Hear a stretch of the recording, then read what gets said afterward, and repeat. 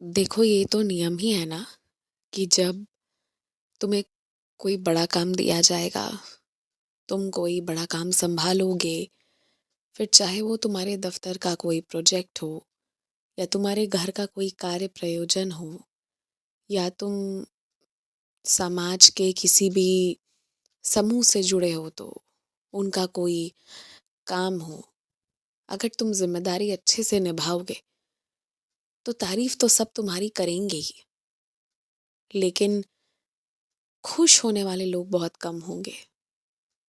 और जिन लोगों को तुम्हारी सफलता, मतलब तुमने इतने अच्छे से सब कुछ किया, ये सब समझ में नहीं आएगी, उन्हें लगेगा कि सच में तुमने अच्छा कर दिया है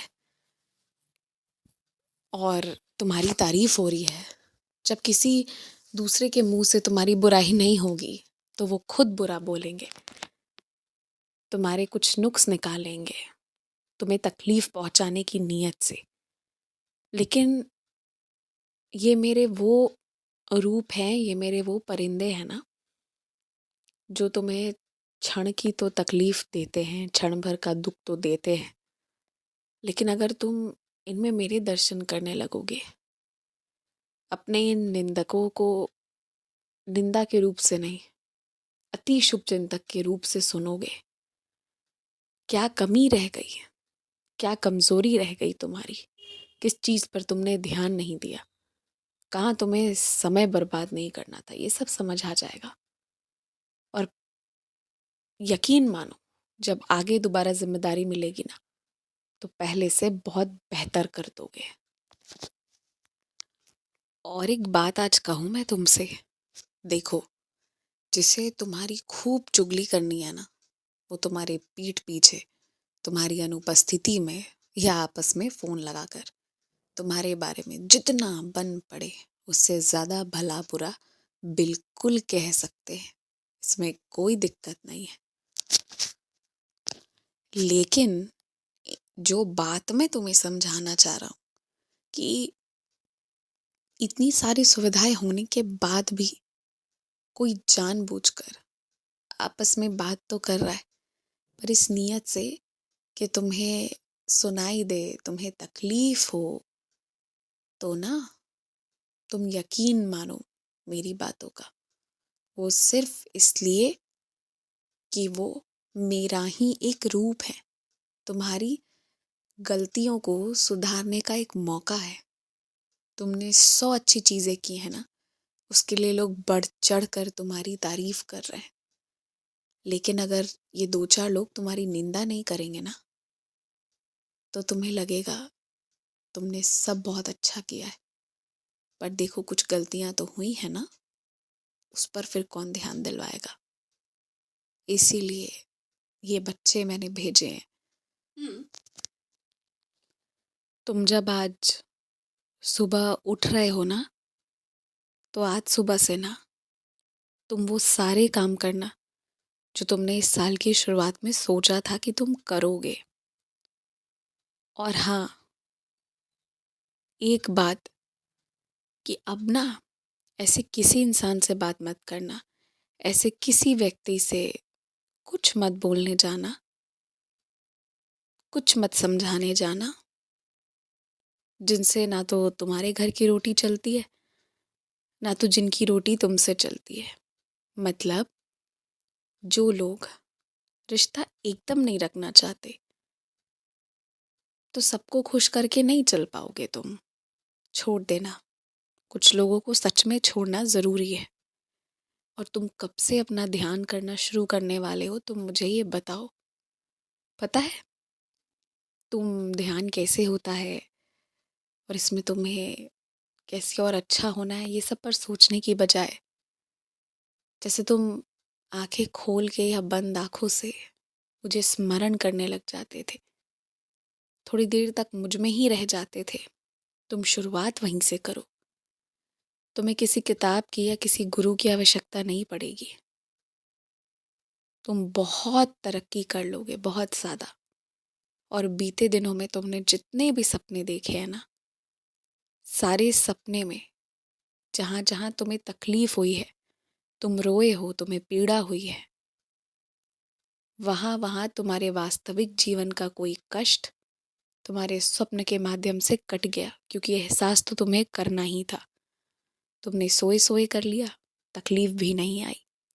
तो अब जो तुम्हारे घर पे जो भी सदस्य बीमार हैं और जिनकी गंभीर या कुछ बहुत खराब बीमारी होने जैसी संभावना तुम्हें लगती है,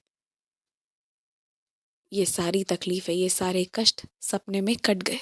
अब तुम जिस भी दिन जब भी इलाज कराओगे, तुम देख लेना, अस्पताल में जितनी भी रिपोर्ट तुम्हें मिलेगी उसमें कोई बीमारी नहीं आएगी।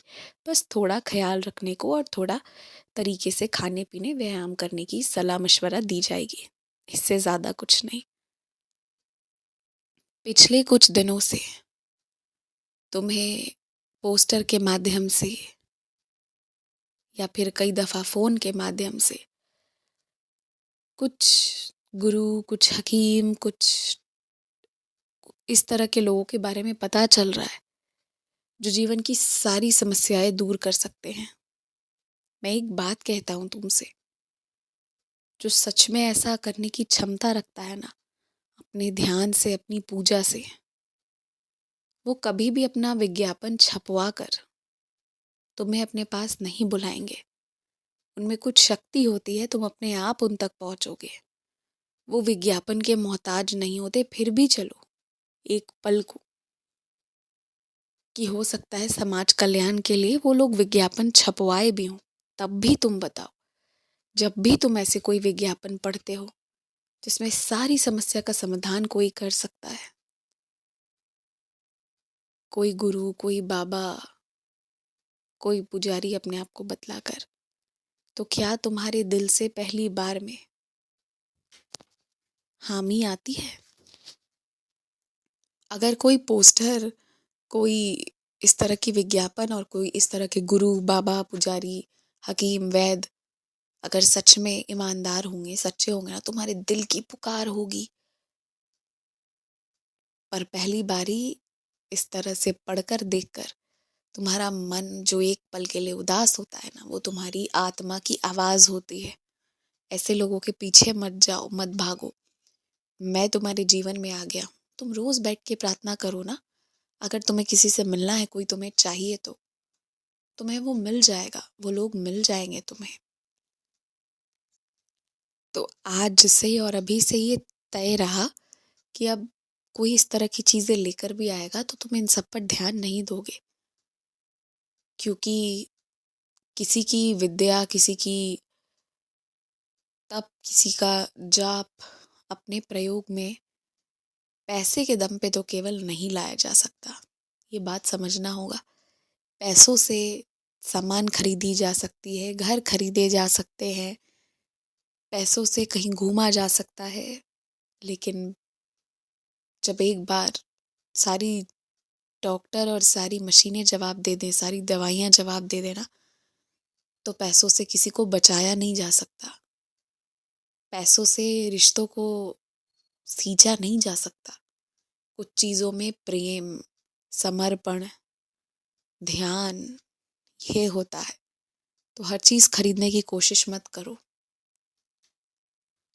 और एक बात समझो, खरीदारी और दक्षिणा में बहुत बहुत बड़ा फर्क है।